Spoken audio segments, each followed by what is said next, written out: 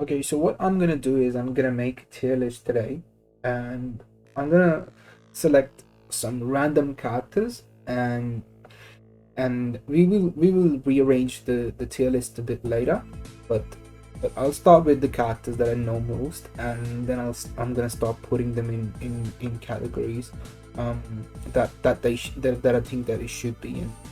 And the very first character that I'm gonna go for is Kuma, because I just saw him, and I feel that he is a low tier character.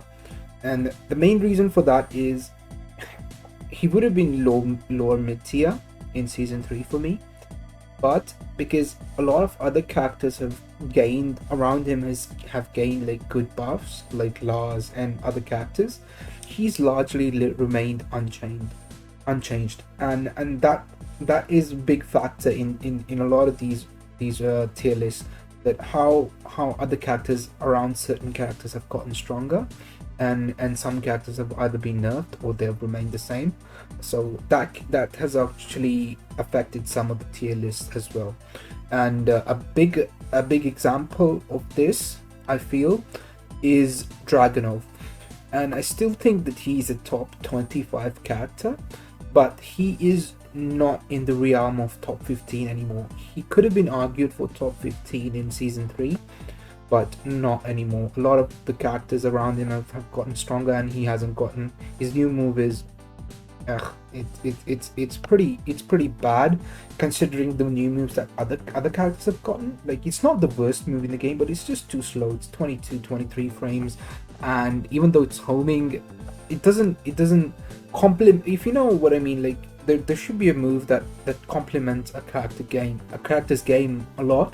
Like, for example, and I'm going to segue into other characters as well when I'm making these tier lists, like Kazuya. And even though Kazuya is in the same top 25 as Dragunov for me, he is the stronger character now, because the new move that he got, and the buffs he got on some of his moves being -9 instead of punishable. I think that really like some of the strings, and this really helps Kazuya in a way that even his like 1+2 is a very good move. While standing 1+2 is a very good move for some of his combos as well. Like, especially like down 1+2, even though that move may not hit a lot in the higher level of plays, but when it does hit on counter hit, the while starting 1+2 makes his combos really easy, and you can go for big damage even without trying to do high level execution electrics. So I think that move alone, it has like and that is what I'm coming back to with Dragunov, that his new move does not complement his game much, and he didn't gain any good frames or any, like, if Dragunov has to go above in some tiers, and he needs certain buffs, I would say he would they should either they should make down to force crouch, and they should give running to some more tracking. Otherwise, he just doesn't function that well as a character, because those are his two key moves, and if he cannot build momentum from them properly, then he struggles a lot because his key pokes aren't that great. Then I will pick King in the top 25 as well. Well, I'm picking a lot of characters in the top 25, but mainly he like King is one of those characters which can actually get into the top 15, um, mainly because of online, and the reason I'm going to stress some online gameplay in this tier list is because everything is online now. There is so little of like offline Tekken. Back in Pakistan, they're still playing offline, but even that has reduced a lot in the recent months, and it's going to happen that way. Like, people are shifting towards online a lot, and I don't see us getting international tournaments for Tekken or any other esports for another 2 years at the very least. So looking at the tier list, even if a lot of people might disagree that online is not real Tekken, right now online is the most ubiquitous Tekken there is. So you have to take some of that into account. And for me, characters like King and Armor King, where your throw breaks can be very hard, if the connection has some type of lag or input delay. I think these characters do really well. They suddenly become top 15 if the opponent knows how to apply the throws, and it's harder to break them. But because it is an actual tier list, I'm still gonna put him in top 25. But out of these three characters, I think he might be the strongest in these three. He might be stronger than Kazuya, in my opinion. Then we go with Bryan, my sweetheart, my main, and he's top 15. A lot of people are arguing that he is top 10, but my main argument for him not being top 10 is because he has weaknesses, and he has glaring weaknesses. And I've just watched a very good video where Bilal has explained some of his weaknesses, and main thing is his magic fall. You cannot combo from his magic fall consistently, and for me, for this character to be top 10, that move needs to have a consistent follow-up, like Kazumi's back 2 after magic fall, for him to gain, like, for him to be a solid top 10, he would need to have that. And most of the buffs that he has gotten are like on counter hits or on hits. If the main thing that he struggles with is opening opponents up and pressuring people on block, and that is still the same. Like, if you talk about downfall 2-1, oh my god, it's +8 on block, but that's only if you punish with that. It's epic. No, don't get me wrong, it will build momentum for you, but he still remains the same character when people are turtling him, and that is where he usually struggles the most, of making game plans. And then you have low tier players who will start to rely on Snake Edge and Orbital again, and then he goes back to being the same one-dimensional character that some of the lower tier players would utilize as. But make no mistake, he's stronger than before, but he's not top 10 in my opinion. Then we go with Paul, the most used character in the game. He's a solid top 10. I'm not going to go too much into Paul. I personally, when I play him, I struggle a little bit because his lows can be better. I think if his lows were better, he would be in top 5. But just because of his lows being a little bit crappier than some of the other characters, I would put him like at top 10. But for me, he might be like at the edge of top 10. He's that sort of character because he does struggle with some of his lows. We have Law. Law is a solid top 15 character for now. Most of the knowledge I have against Law is playing against Law, not playing with Law. I know some of his frames and everything, but the most that you can get out of me is Law can be a very intimidating character if he does have momentum and your opponent knows how to do good stuff with this DSS cancel. Otherwise, like, he's one of those characters who can be like a top 5 if a character has if a player has perfect DSS cancels. He can even be venturing to the top 5, but because nobody has that, I would say he's top 15 for now. But let's see if it changes, if it goes down, if it goes up, as we make this tier list a bit more defined. Then we have Eliza. Eliza is a solid top 25 character. She's still really good. She can still avoid a lot of Tekken scenarios with her meter. Her meter, even though she got the nerf with the down jab, I still feel like with her Moonglide, with her yeah, I think it's called the Moonglide, the where she does forward fall. Her Moonglide game has been buffed, and that serves her well. I think she is a very solid character. She's a very solid character, and she belongs in the top 25 for me. Then you go for Alisa. Alisa could be anywhere between top 15 and top 25. She has really good poking. She her lows are like she doesn't have the best lows. I think that's her only weakness for me. And some of the neutral tools can be a bit lackluster, but apart from that, she basically has everything that you could want in a character, and that is a very solid strength to have, and I think that could put her in top 15. Then we go for Lei Wulong. I just saw him. I'm flirting with this character a little bit, and I feel he's an upper mid tier character. So mainly because of the plethora of buffs that he has gotten. His standing punishment is extremely good. The main hole in his game is he struggles against characters who are a bit unga bunga and who can check him in his stances. That's the main thing. Like if you want to because a lot of his good shit comes from stances. If Lei is allowed to go into stances more often, he could probably be one of the best characters in the game. But because a lot of characters can interrupt him out of these stances, and it's really a gamble going into these things raw, and it takes a lot of experience. He's just too complex, basically.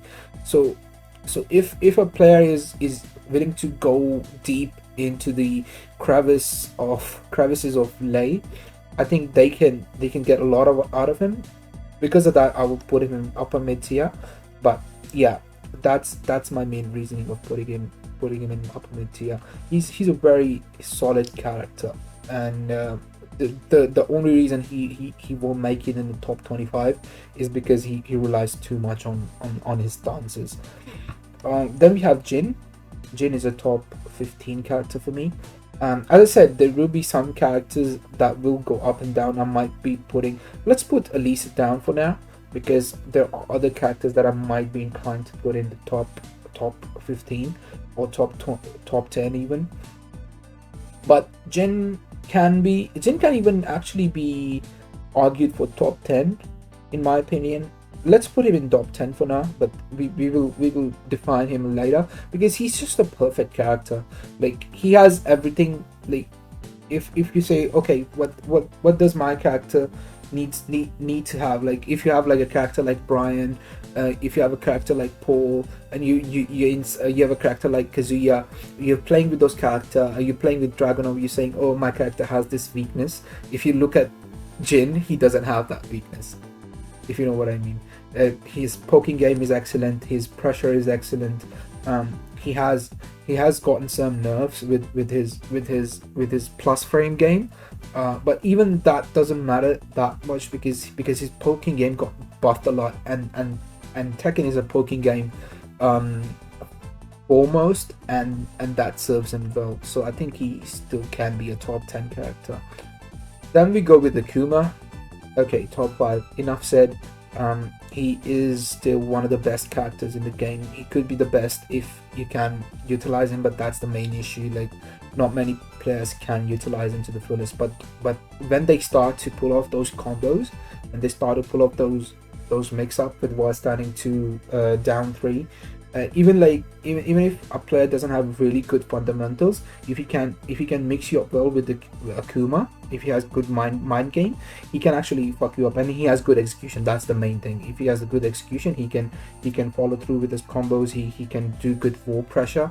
Even if he doesn't have good fundamentals in the neutral, he can like bust up even players that are much above his knowledge level. If I can just put it at that. And this is where Akuma is the character. Like once you start getting the most out of him, he blows almost every character out of the water in this game. Lee Chaolan is a top 15 character for me. In season 3, I would have said Lee and Bryan are two characters that are very similar in a sense that both are very difficult. Both have very good keep out. Both have really good counter hit moves.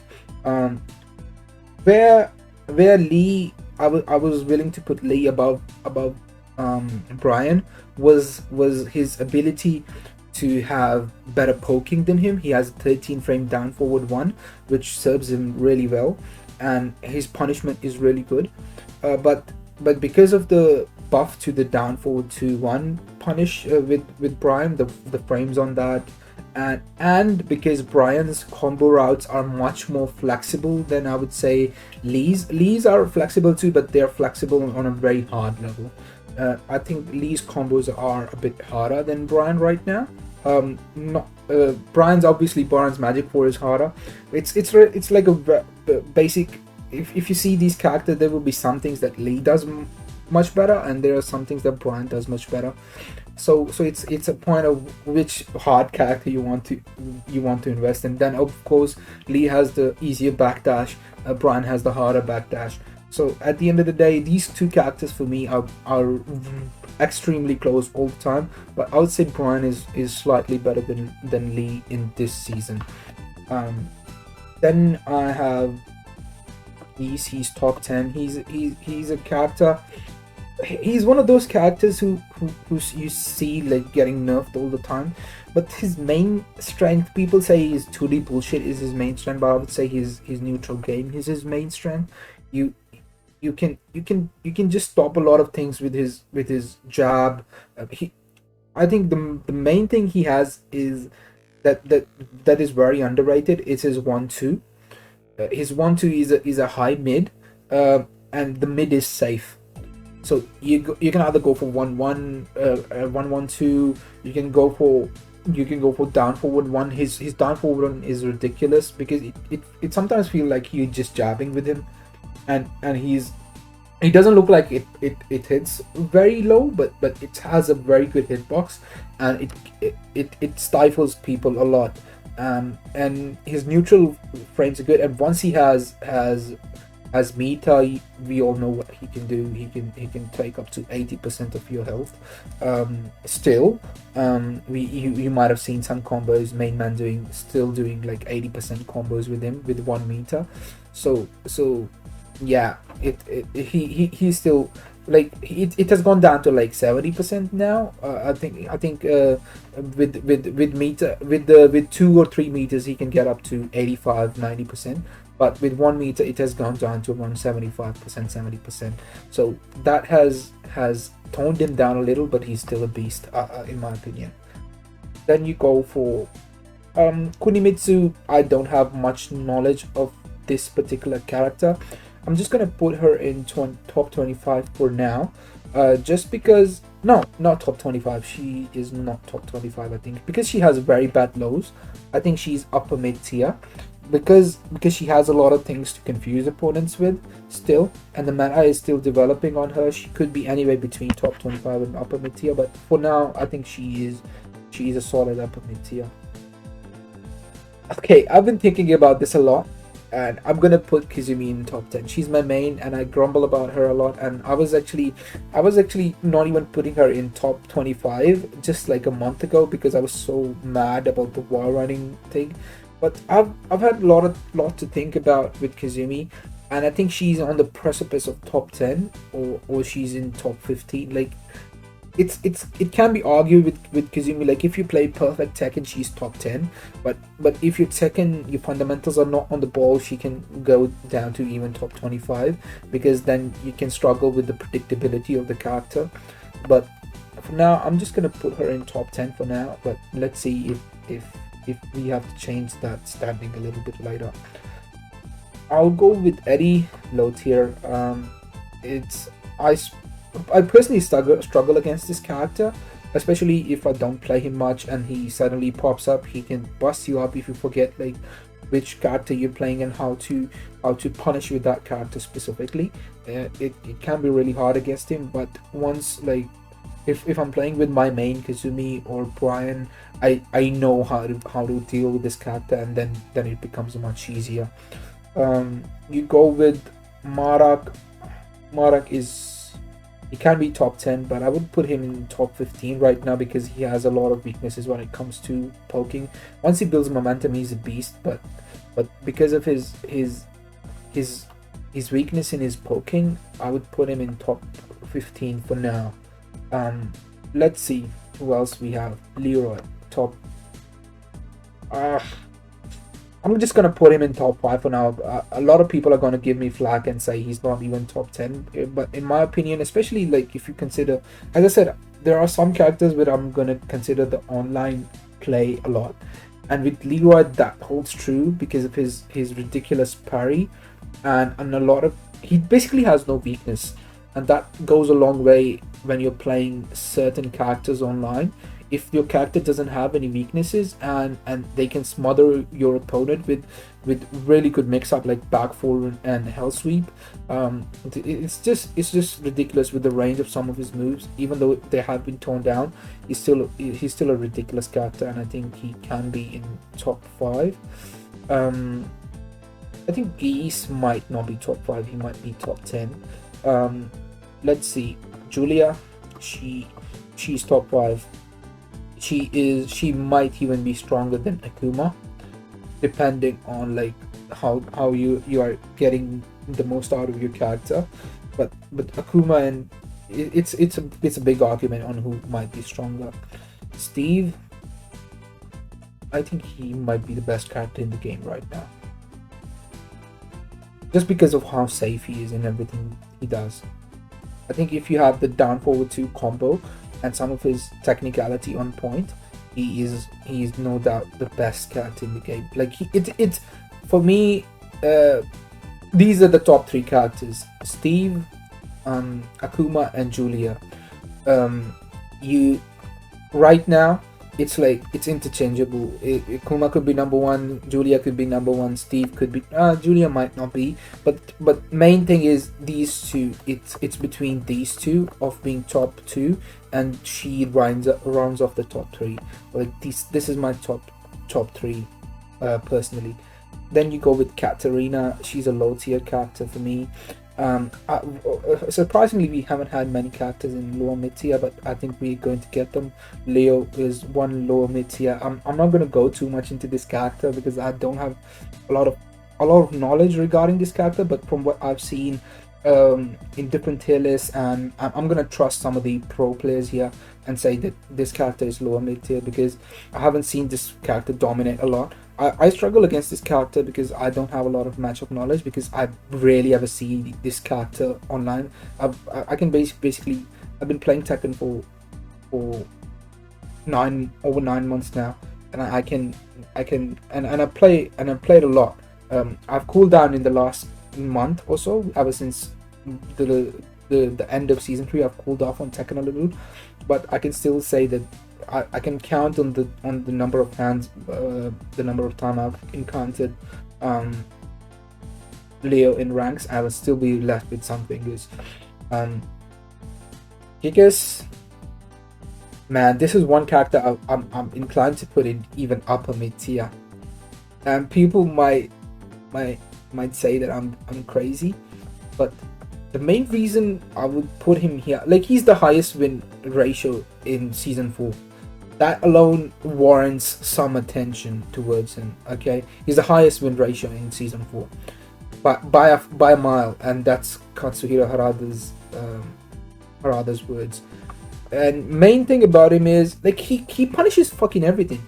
Like whenever I'm playing against someone who is trying to abuse character with pushback, like low players trying to do while standing 2, sometimes it has pushback that some characters are not able to punish properly, and characters like Heihachi with forward 2, and like any character, like any player that is trying to abuse pushback moves.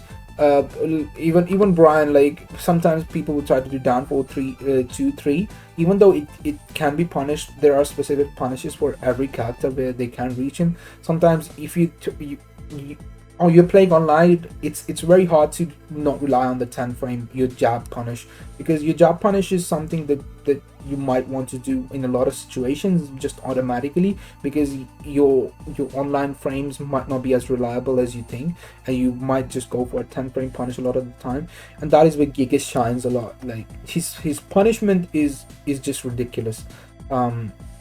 Yeah, just off of punishment, I'd say he could be upper mid tier, but because his movement is so trash, he doesn't have a sidestep. Once he gets pressured, you kind of start getting smothered. He could be low mid tier as well, but let's put him in lower mid tier for now. But as I said, he's very close to being upper mid tier character. I think I should make a tier solid mid tier. Yeah, let's just make a. Let's just add a row above. because I think the main thing that I'd see with a lot of tier lists, there is not a lot of definition, and I'm gonna give my tier list a lot of definition, and this is like solid mid tier. We're going to make this here solid mid tier. Gigas is a solid mid tier for me. And if we talk about solid mid tier, which other character could I say is a solid mid tier? I think Armor King is now very solid mid tier because of the, as I said, like throws can bust people up online a lot, and then you have, apart from the throws, you have a lot of quality of life buffs that he has gotten this let's just say, like, I don't know about a lot of the changes that he's gotten because I'm not going through the frame data. It's harder to win against Armor King players now, and I have a lot of Armor King players that I play against. It's much harder to win against them now, and just off of that, I'd say like he's much better. And especially if you're trying to sidestep him, he can track you a lot of his with a lot of his moves. And Lars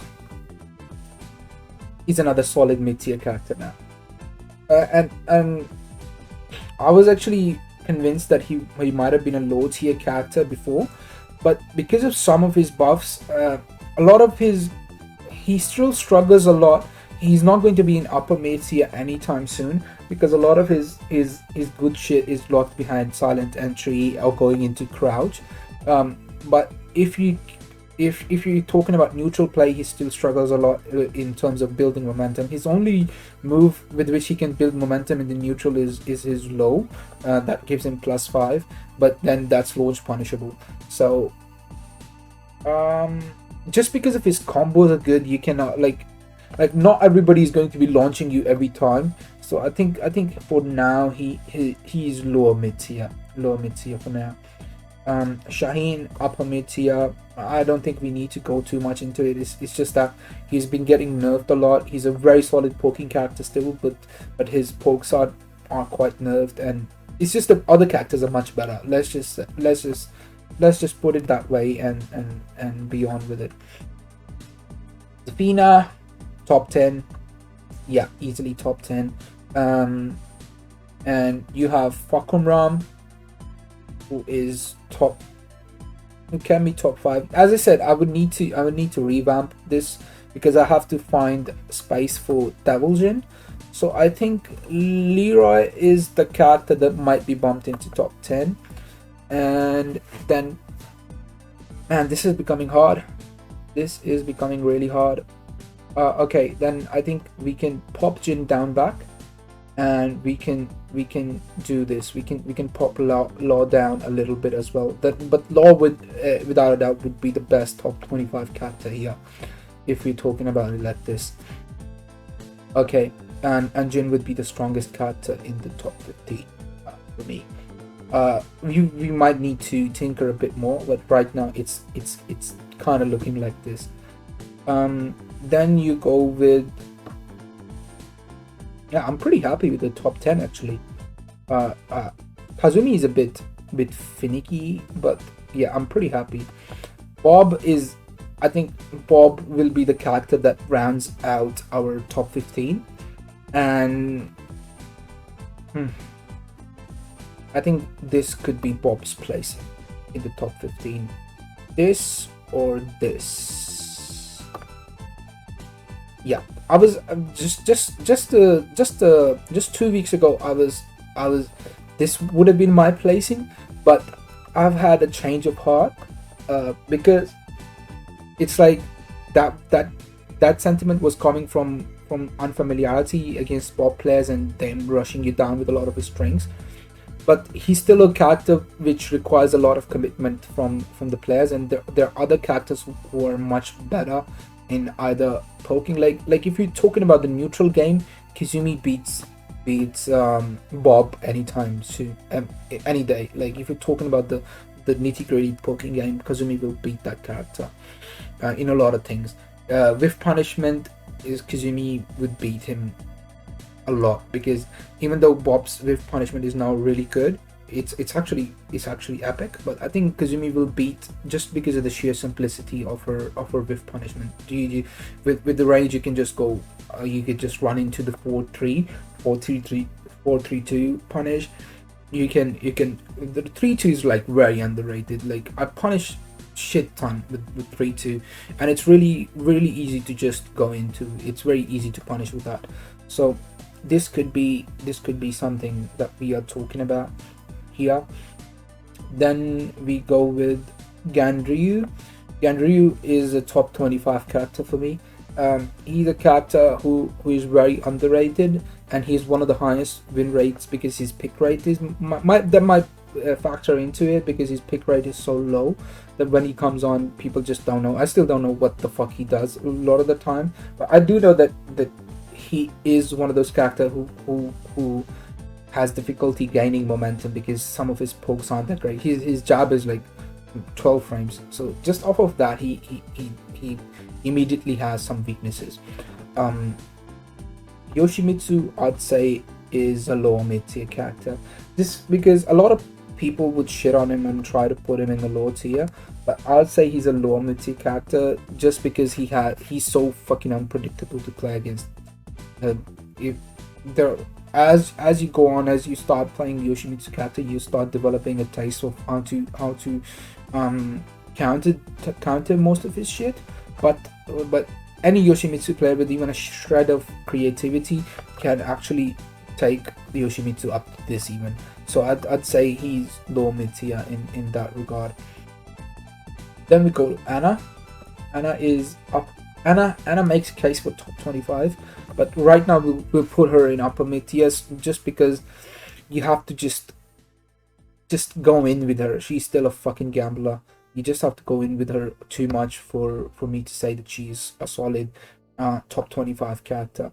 I'd say Master Raven is another character who would be upper mid tier. She has got really good buffs in this season, and she's gotten much harder to beat in my experience with some of the characters, some of the people that I play against who have Master Raven. She's gotten a bit more, she has just a bit more pep in her step, I would say, and that will make her a bit more difficult to play against. Heihachi,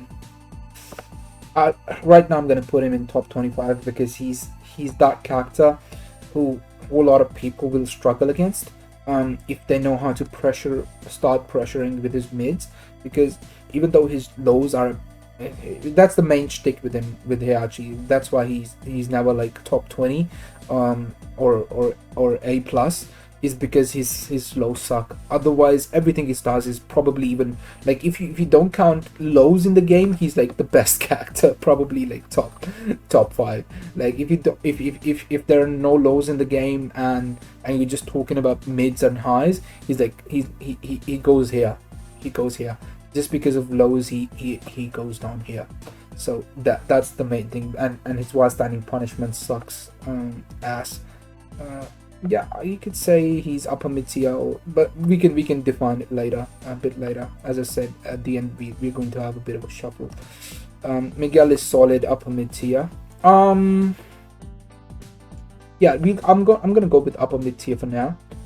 Nina, solid mid tier character.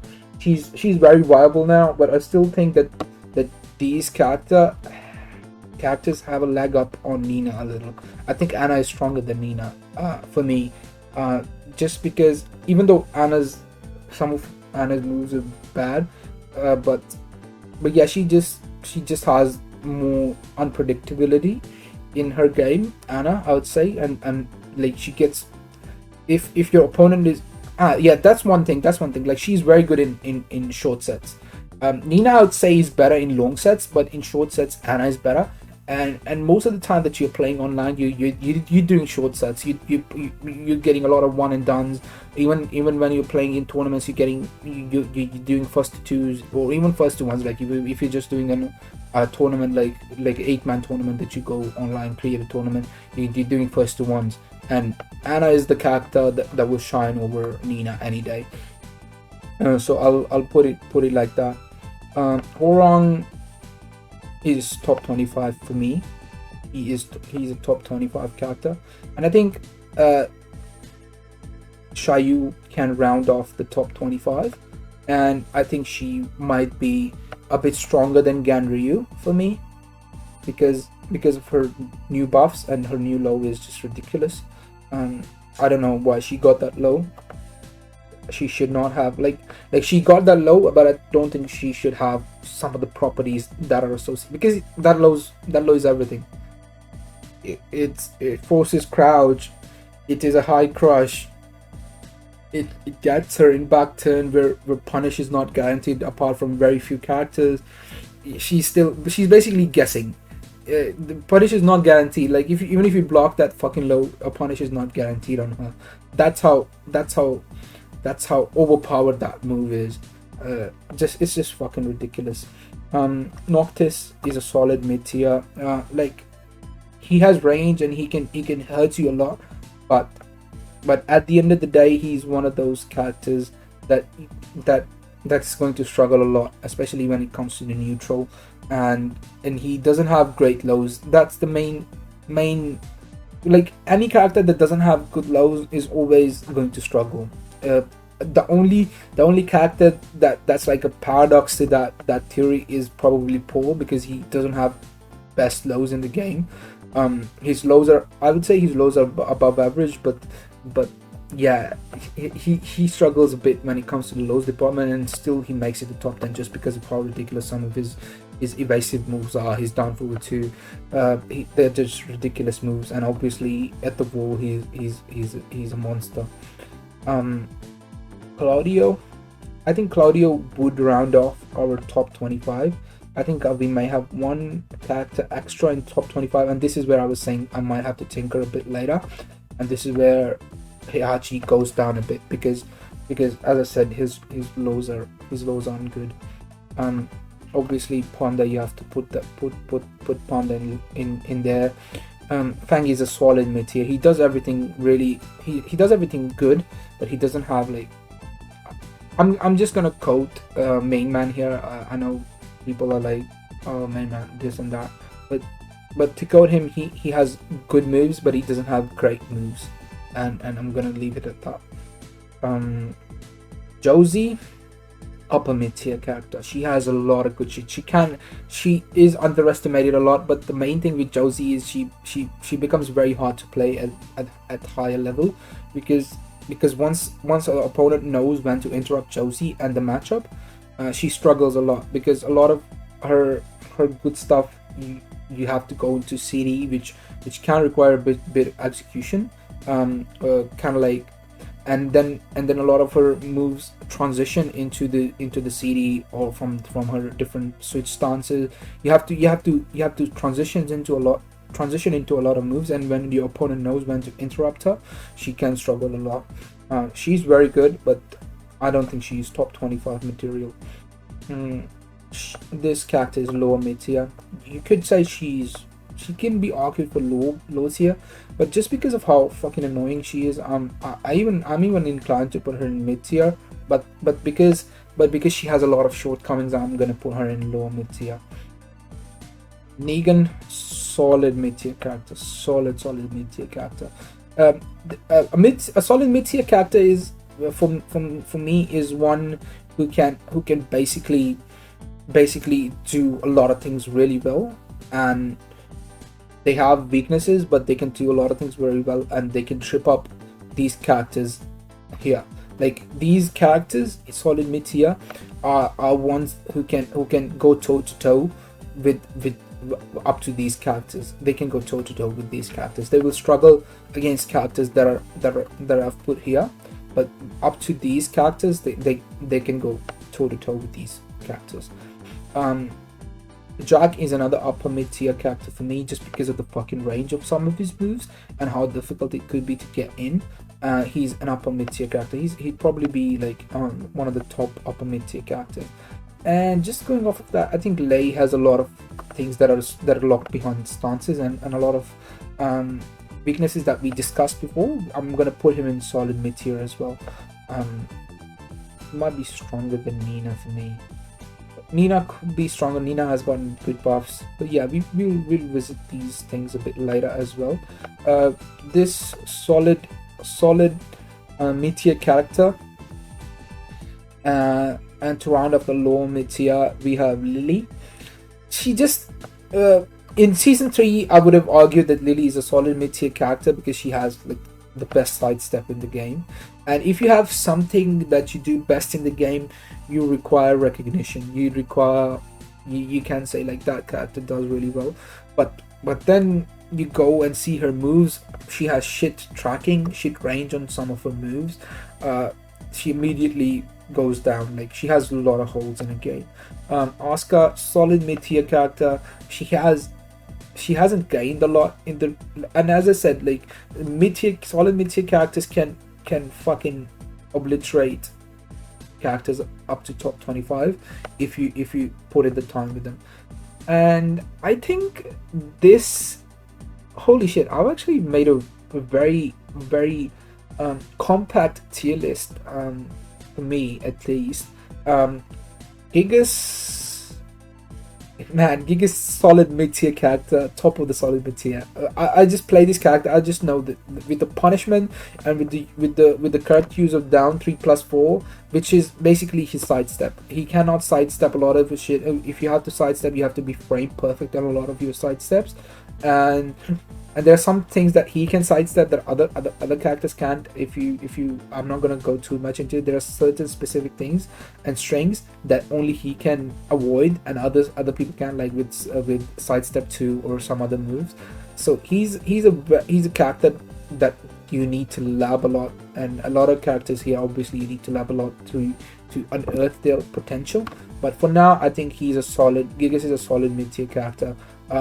If somebody says that Gigas is low tier, they're just fucking kidding. With his range, he's not low mid tier character.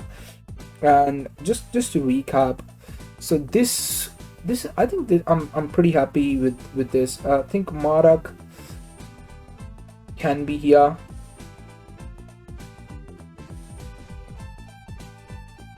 Yeah, I think this is much better. Kazumi, I was fighting against people just 3 weeks ago that Kazumi may not even be top 15, but right now, just because she's so fundamentally good, I'm just gonna put her there. If she's pressuring you and your opponent knows when to step around you, when to poke you, she's going to be the death in you. And Leroy, I think he's top 10.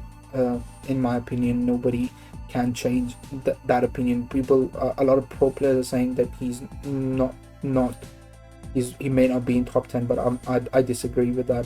I really disagree with the fact that a lot of players start going on the bandwagon with what pro players say and immediately abandon their convictions. It's just, for me, Leroy just doesn't have any fucking weakness, and that is always going to go a long way. And same with Jin. Why I'm rating Jin higher than Bryan, where a lot of people will say Bryan might be stronger than Jin.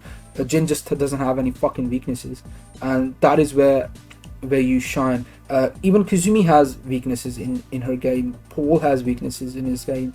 The characters like Jin, Leroy, they just don't boast any weaknesses. And then you gotta say, like, these characters belong in these tiers. I think this is it for now. This is a very solid tier list. I think we made. I think Asuka can be the top of the. We're just going to reshuffle some of these characters. I'd say we've done a very good job with these. Some even put Master Raven higher. Okay, man, I'm gonna get flagged for Nina. A lot of people say she's up mid tier now, but I'm gonna get flagged for her. And people even put him here because of his ridiculous combos, but I'm inclined to put him here. Yeah, so I think we're good here. Is there any other ordering that we might need to do?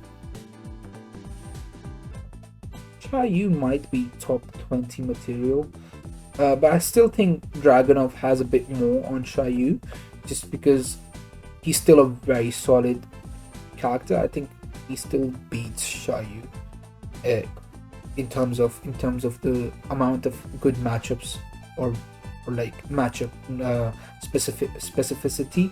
When you go regarding that, I still think Dragunov might have Chaoyu beat, and I think Eliza can still be a top 20 contender in my opinion, but she, just because of the down jab, she might, like, these are the three places that can be interchangeable for me. Like these are the 3 places. Like she could be here, she could be here, he could be here. Like these are the 3 places that I'm having trouble with. That's why I made it top 25 instead of top 20, because it is hard to squeeze in these. All of these characters that I've listed in top 25 can be argued for top 20. That is going to be my main reasoning for making a top 25 instead of top 20, because all of these characters can be argued that they can be in the top 25, top 20, sorry. So that this is why, and Claudio is probably the weakest out of all of these. I think Horong might be the weakest out of all of these. Yep. I think we have a winner, and I'm going to stop the video here. I hope you guys enjoyed it, and let's see what the reaction is. I don't know how many people will see it, but hopefully they can get some idea of how separated these are in terms of solid, compartmentalization. A lot of the tier lists you see, you just have like 4 tiers, like S, A, B, C. That's it. They just throw these characters in who have like a lot of difference between them for me. That you find them in the same tier, and that sometimes bugs me a little. And this is why I wanted to do a tier list that is very, very refined, has a lot of compartments to fit characters in. Okay, have a good one.